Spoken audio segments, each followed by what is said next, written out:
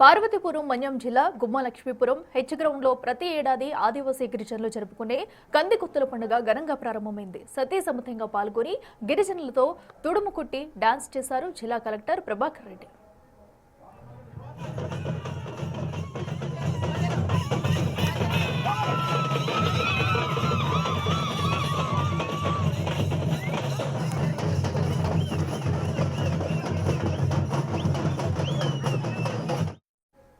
గిరిజనులు సంప్రదాయాలను జరుపుకునే కందికొత్తుల పండుగను ప్రభుత్వ పరంగా నిర్వహించే విధంగా కృషి చేస్తానని కలెక్టర్ హామీ ఇచ్చారు.